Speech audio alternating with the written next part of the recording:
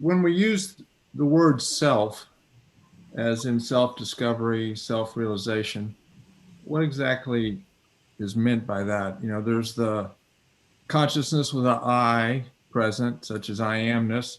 There's consciousness of existence. There's pure awareness, just awareness, but no real sense of I. And then there's the absolute, which would be just eternal existence. What?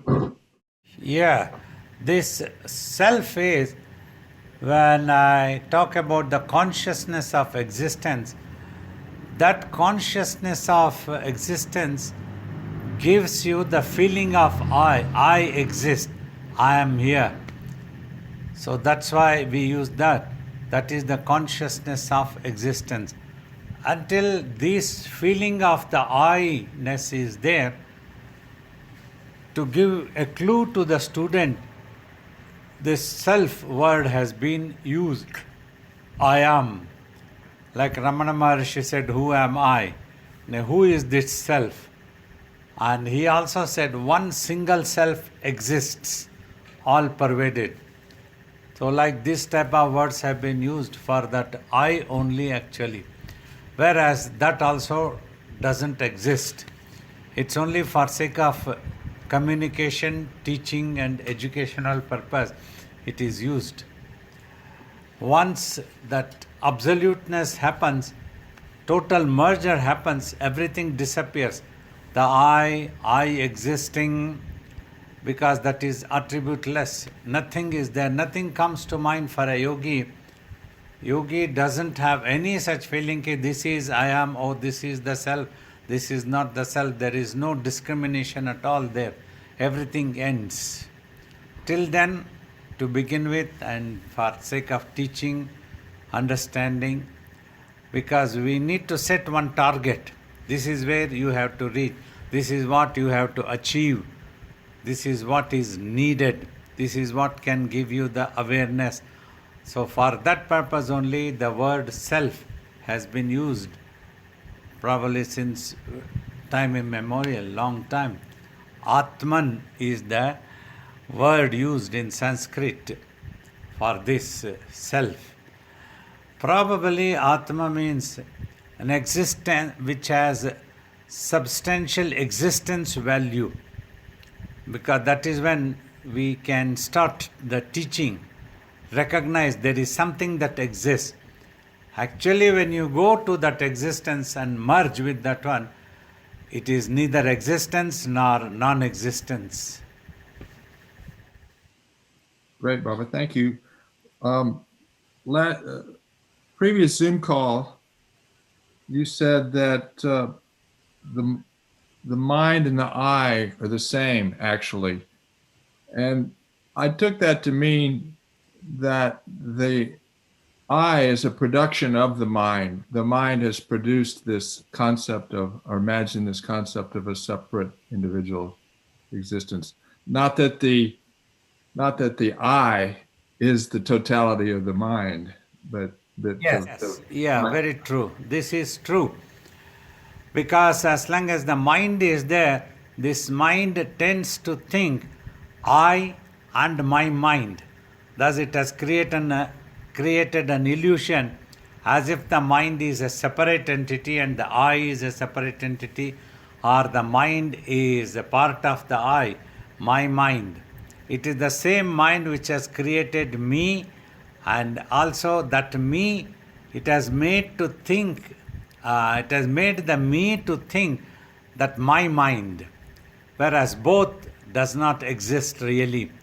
When the mind gets cleared, we tell the last word, the sentence we use is, the mind regains its pure consciousness form. So that's what it is. For sake of understanding, we use mind is nothing but you. It is not different from you. You think, and whatever portion that you are thinking, you call it as mind. My mind, mind, like that you tend to call. Otherwise, really, there is no attribution at all. Neither mind. Once the mind disappears, slowly that I also disappears. That idea of that I, that awareness, everything disappears. There's another saying that you've had in the past, that the mind and consciousness are actually the same thing. And I took that to mean that the mind is just basically consciousness moving. It's not a separate thing. It's just consciousness moves its mind. It's kind of like the ocean can be still, but then there's some mind is like the breeze that creates the waves of individuality on the surface of the ocean. Is it something like that? Exactly. And in other words, in scriptures also it is used when this consciousness spins around itself, an illusion gets created, and that becomes the mind. Because then the thought after thought, it goes on producing.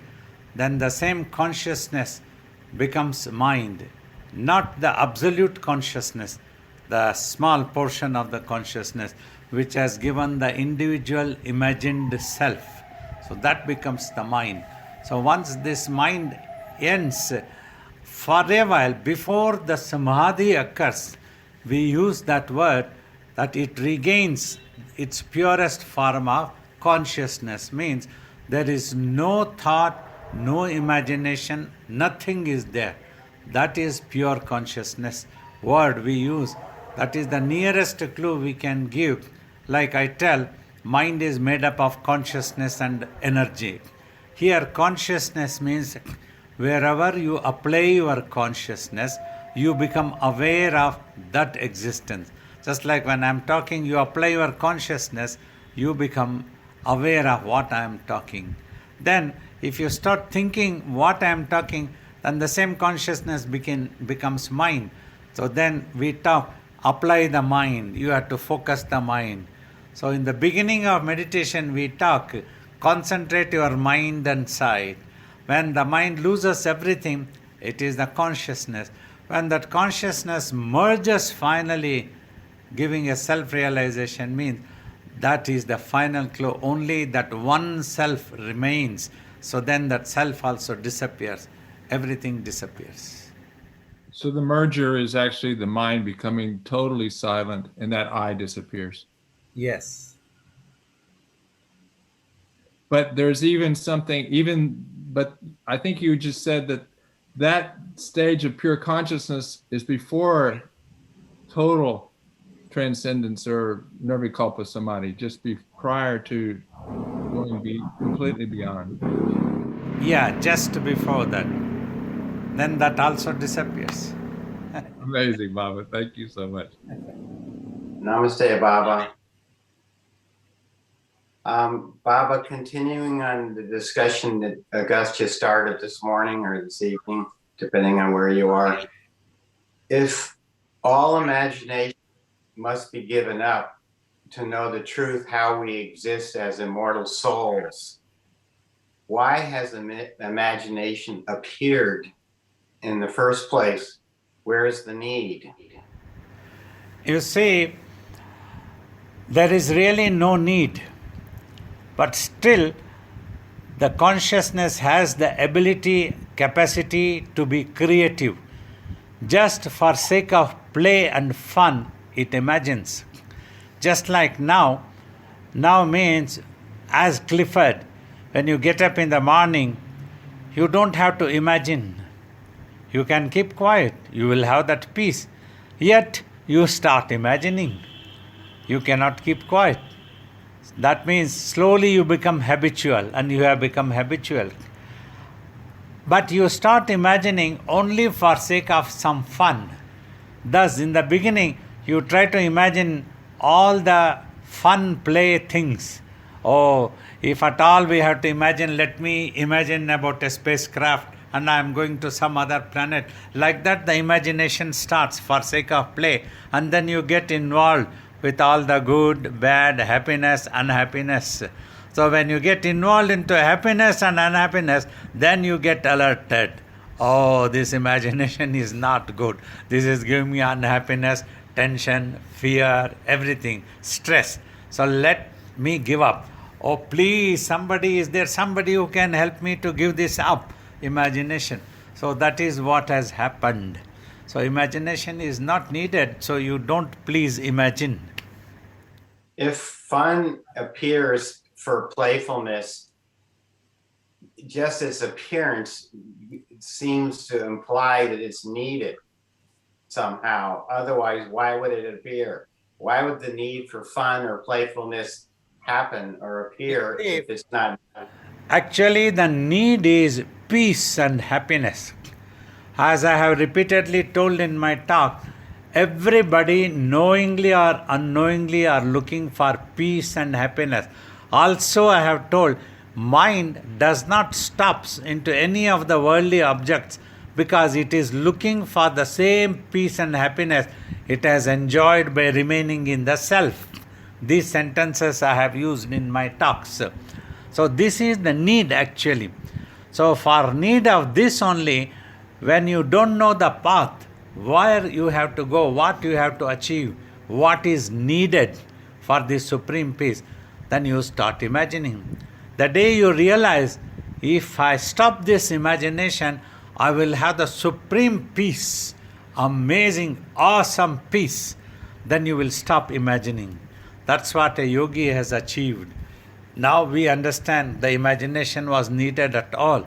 So we don't need the universe for our existence. So then we strive for liberation. Till then, we don't do that one.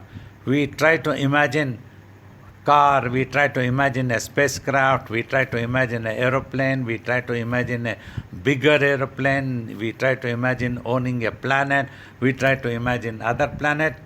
When we realize this is not going to give us supreme peace, if we stop the imagination, then we will plan to stop the imagination. My last question, Baba, is space aware of its own existence?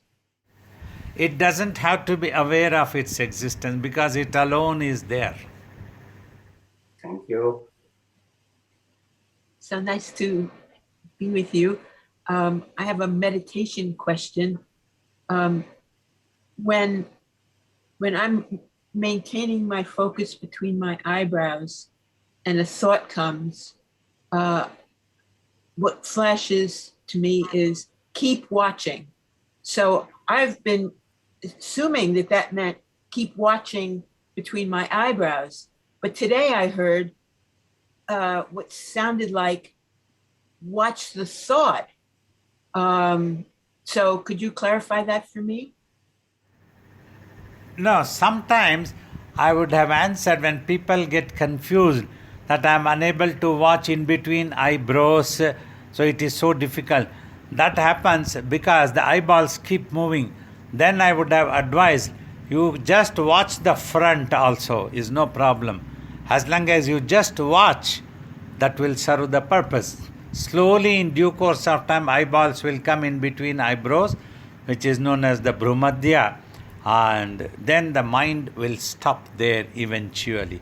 So that's what I would have said. So it's not a problem for me really to keep, comes and goes, but I can, and I try to keep my attention between my eyebrows.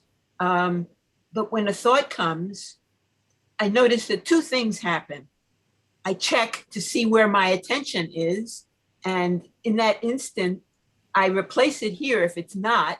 And the other thing is I notice that a breath comes. It just comes. And that helps reestablish my attention between my eyebrows. So do I understand correctly that no, I'm not supposed to shift my attention to the thought. I'm supposed to maintain it between my eyebrows. Is that correct? Even if you watch the thought also is no problem, as long as you don't try to analyze the thought. Don't try to think, what is this thought? Is it good? Is it bad? Why is this thought here? All these things don't bother. You just watch the thought. Then also the eyeballs will come in between eyebrows slowly. Well, is it okay if I do what I've been doing all along, which is kind of ignoring the thought and just reestablishing, if I need to, or the attention? That's also okay. No problem. Okay, that's what I've been doing. That's what I feel comfortable doing. But I thought Right. today, maybe I should be watching the thought. No, yeah. No, it's okay. Okay, good. Baba, just to clarify that, I understand that when you say to watch the thought doesn't mean to actually watch the thought. It means to keep watching and don't get involved in the thought. Yes, that is the meaning. Okay. Because when some people tell, if thought appears, should I just keep watching? So I again emphasize, just watch and don't analyze the thoughts. As long as you don't analyze, you just keep watching.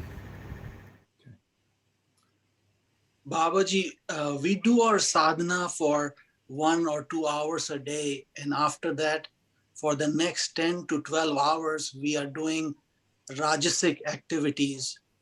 And because of the activities in this world, we come across certain enjoyments, certain bhogas. I am talking about like staying in a luxury hotel, going to a fine restaurant, taking an exotic vacation. Some of these luxuries were available to kings and aristocrats and powerful people in the previous age, but they are now commonly available to ordinary people. Our scriptures say that a householder is entitled to bhogas, to enjoyments. But really, can we have both yoga and bhoga in this life? You see,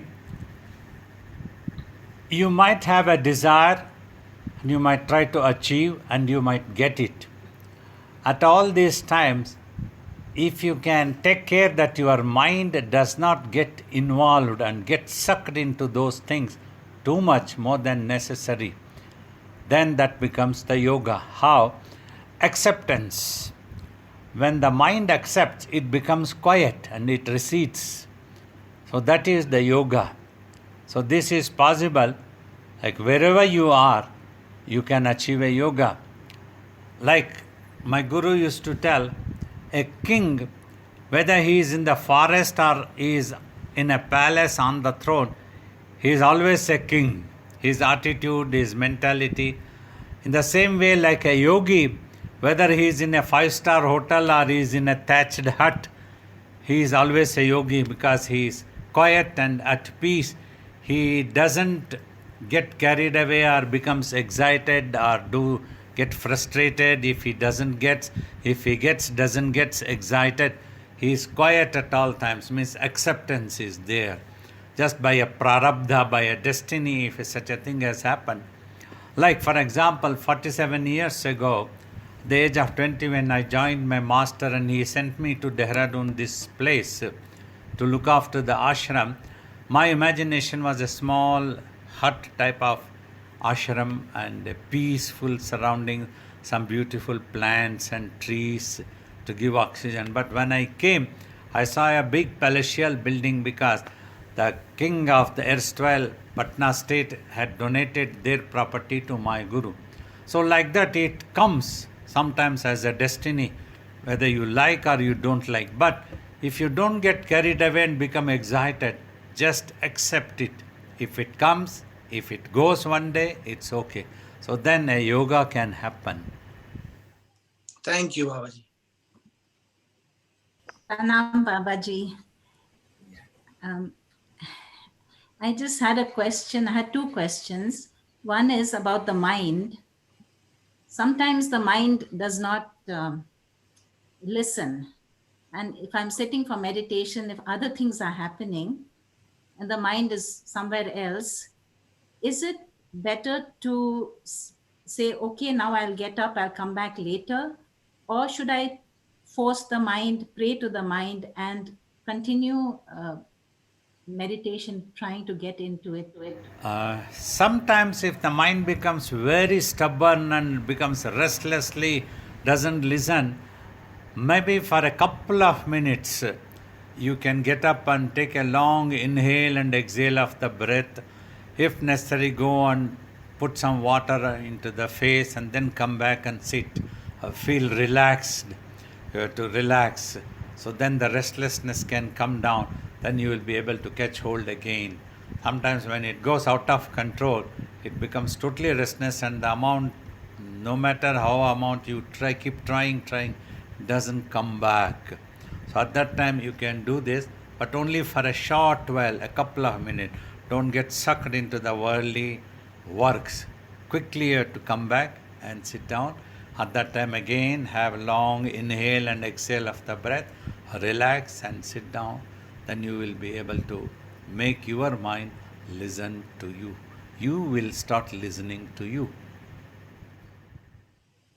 Thank you for that, Babaji. Other question, I was interested to know more about the Samadhi Sthiti. Is that the same experience as you have in self-realization? Is it a glimpse of what is to come? Samadhi is a glimpse of what is to come. Then the next final thing is known as Nirvikalpa Samadhi. Until Samadhi, the idea of I is there, and then the awareness is there. So then when Nirvikalpa Samadhi happens, then the final self-realization, means final merger has happened, where even the word self also disappears. No more I or I existing, no more I am that self. All disappear. Simply one single self exists in itself. The only clue is, just like the space exists in itself, you will also exist in itself. That is the supreme peaceful condition. We can assure that thing, because that is one need every soul will look for. It must be peaceful. There must not be any trouble there. So no trouble. Totally free from everything. Assured. But Baba, if that is the case, then if you have glimpse of Samadhi, and if you come out of Samadhi into the world and do worldly activities, you will not be the same, isn't it, Babaji? You have had the experience. So wouldn't that changed you completely? Yeah, your attitude will definitely change. If you are not changed, that means you really didn't have any such experience. When you have the experience, like some people tell, I had the vision of God. It can be simply an imagination or the mental projection or manifestation. If it is a manifested darshan, then change happens in that person, transformation comes. Like that, this samadhi glimpse also, it will transform the person. He will no more be selfish or narrow-minded.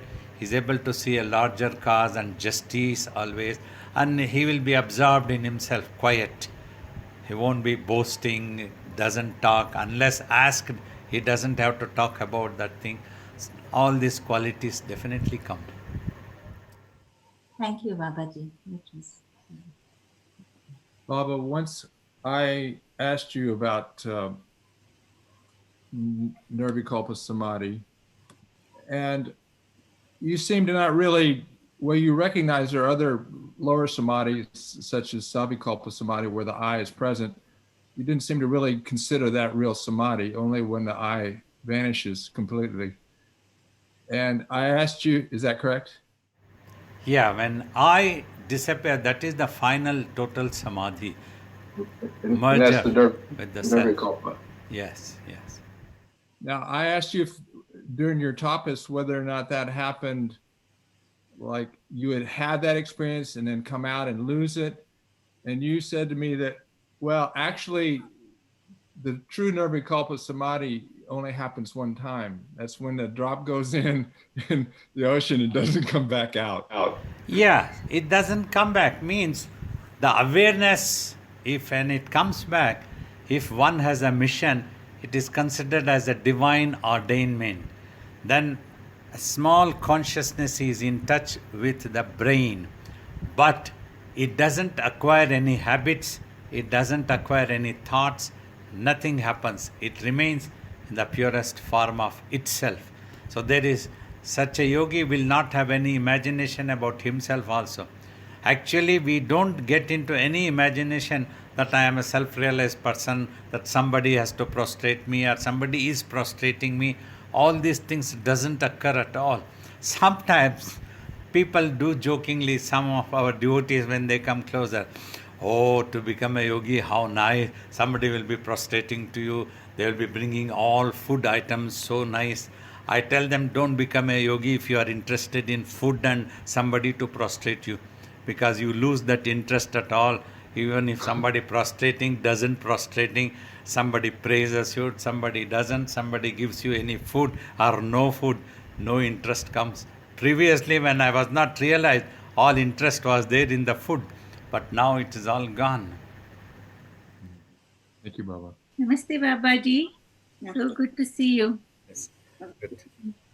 I have 2 questions, if I may ask. Yes, yes, yes. There appears to be, for me, certain junctions in the day when the mind gets very quiet and the meditation comes easily. How do I hold this quietude, this flow of quietude through the day and not get caught, as life around me poses challenges? That's You one know, question. sometimes mind, depending on the circumstances or situations, surroundings, etc., like atmosphere, it becomes quiet.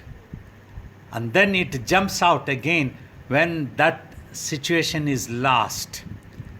But finally, sadhana is taught so that you apply that technique of just watching, that in all conditions, the mind must be able to keep quiet. That is the real yoga. So you have to apply the technique of meditation, regularly sit, in which, like the technique that our master taught Swamiji, is the highest technique practiced in ancient India also, which Lord Shiva gave him, in which, so it doesn't depend on any external anchor for becoming quiet. On its own, you give the practice to your mind to become quiet. So practice this meditation regularly, every day 1 hour, whether I am physically there with you or not there, no problem. You just practice. Then you can overcome all such things, and always it will be quiet and it will listen to you. The second, through this technique alone, with meditation alone, of course, with meditation, I also have a small time when I pray. So I'm working on controlling my senses. I'm also want so much to make sure that at all times there's ahimsa, there's non-violence in my thought, in my action, in my word. I have all these good intentions. It doesn't always translate, unfortunately. So with this, just meditation alone, it'll You see, gradually.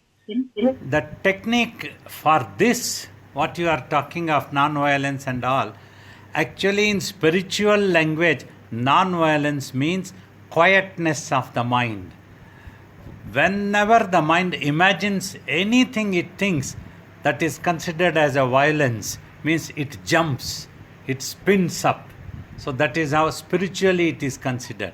The violence we talk in the world is different, but this imagination.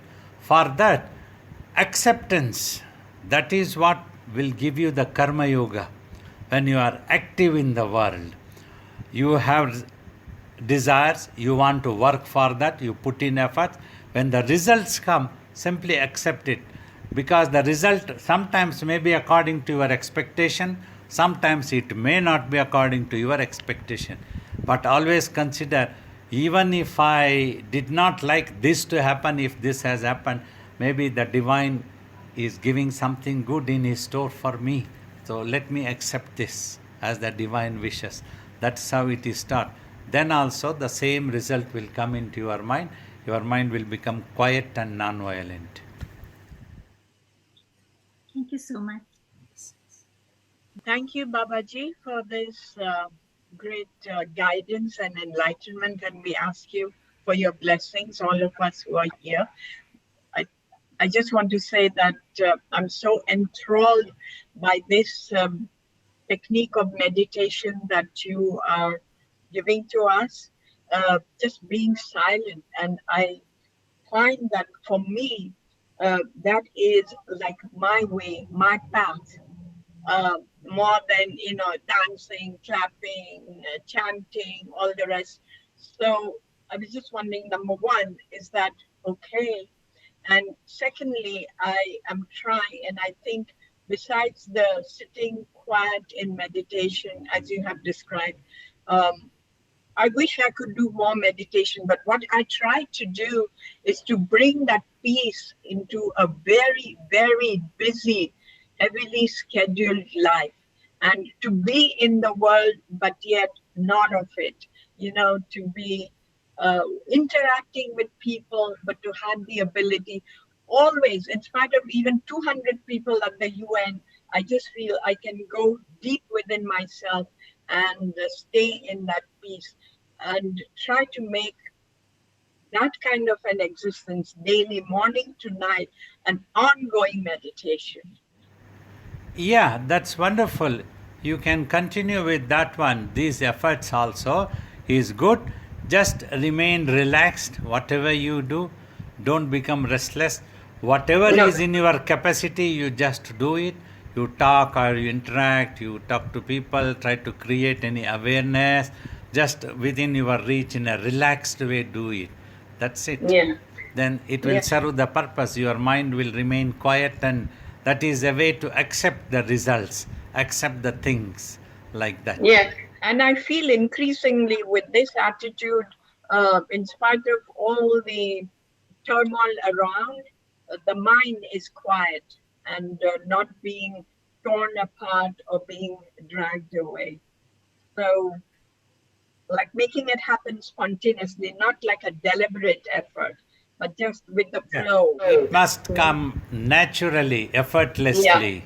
That's Yeah. good. That's good. Very good. Thank you. And give your blessings, Swamiji, for everyone present here. Certainly. Certainly.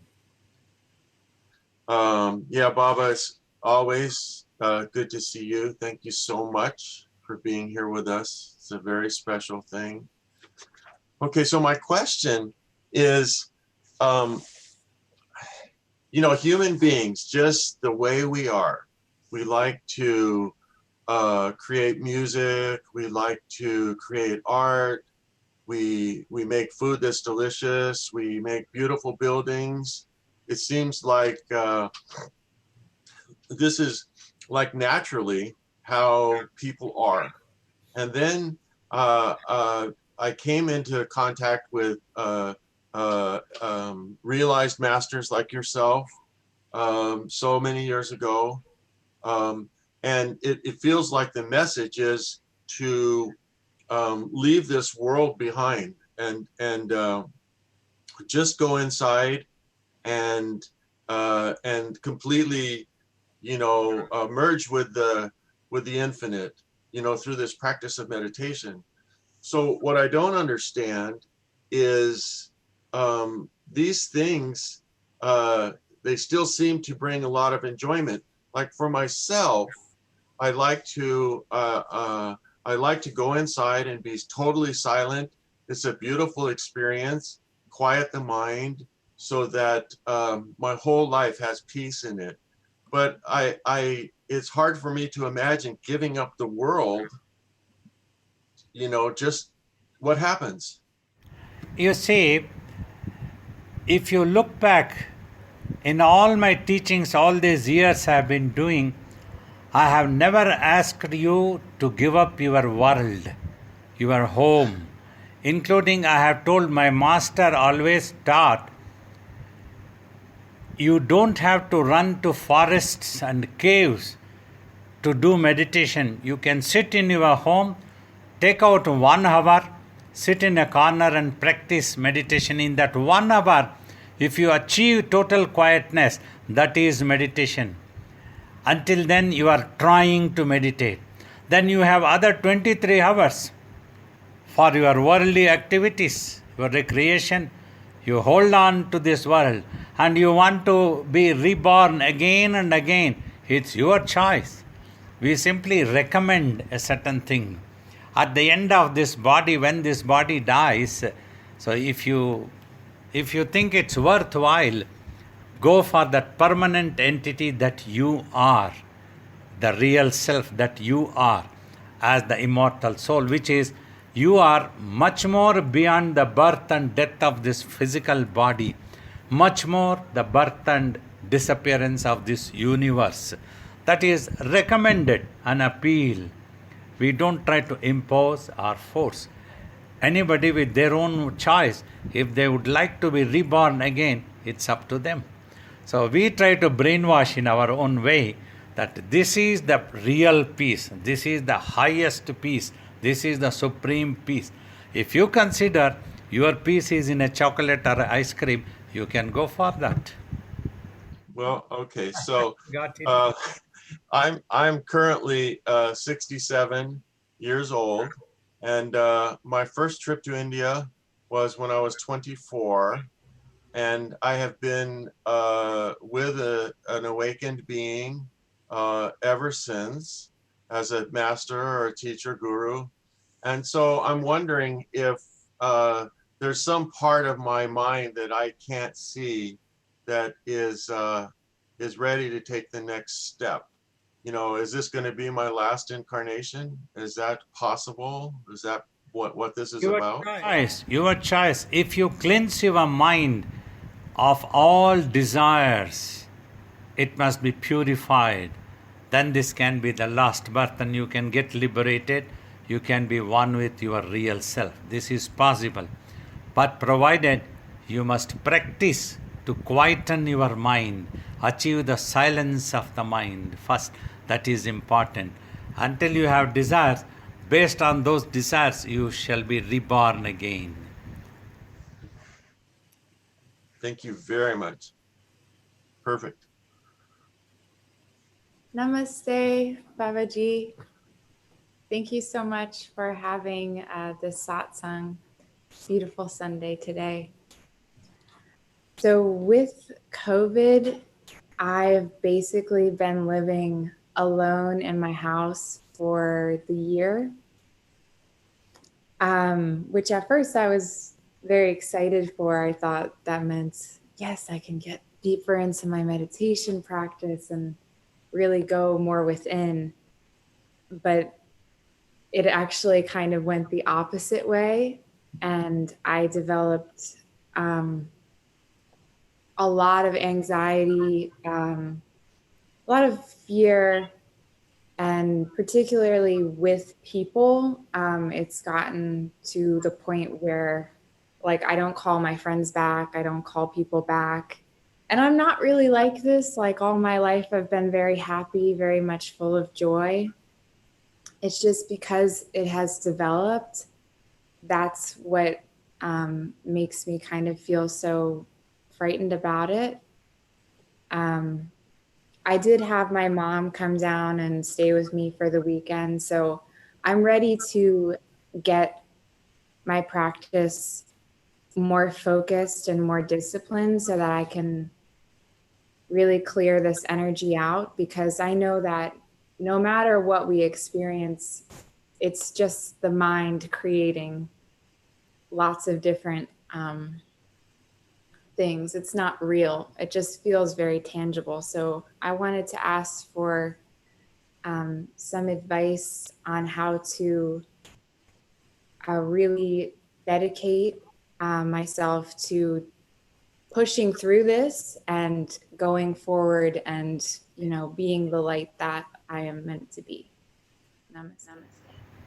Pay your attention. You spoke that previously you were joyous, enjoying the life, you had all the joy, happiness, everything was there.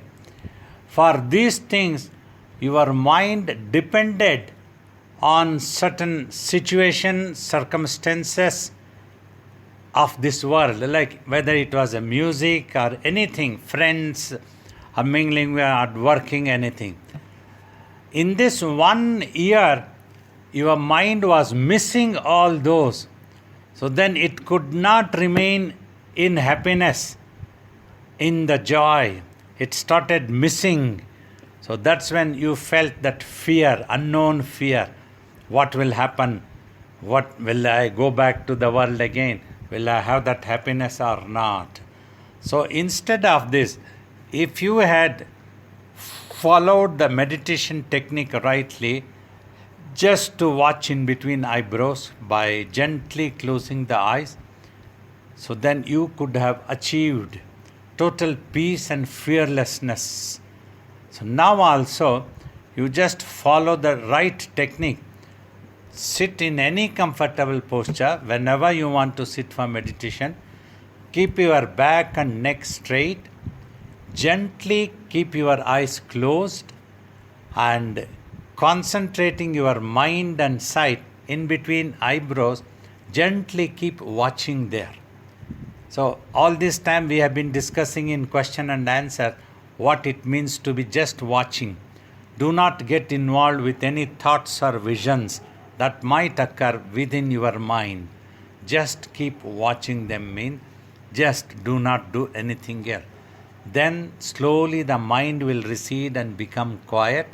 Then all these fearsome things will be lost, because this fear also is an imagination. When it doesn't know what next, then it feels fearful. So God is within you, the Divine Master is within you.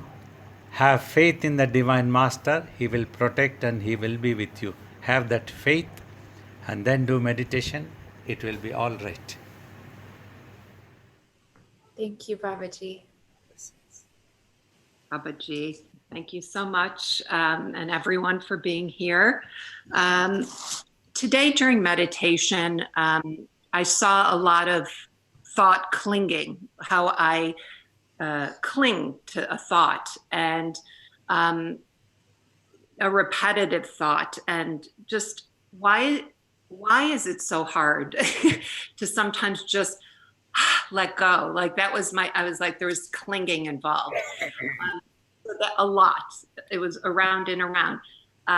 So that was one aspect. I have a question. The other, could you relay the story of your descent and the roar? Because I saw that today during the meditation, like a descent and the roar that is attached to your name. First thing, why it is hard? When the mind, by acquiring the habit, has become habitual to a certain tendency, when that comes in as a thought, then it clings on to that thought. That becomes difficult. Just like I have told in my talks, you have $10,000. If you lose just $1, it is not very difficult to get back that $1 and make it 10,000 again.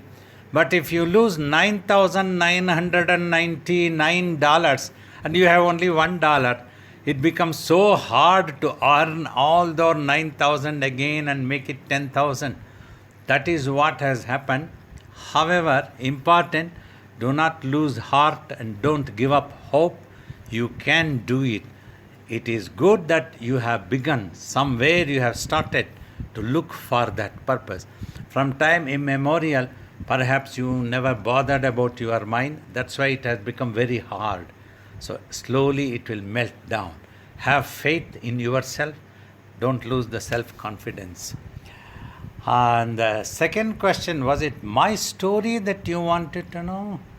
Yes, you had talked about when you incarnated, if this was such a thing, as I heard it, that there was also something attached to your name in terms of the roar. That is, was there a roar that you actually?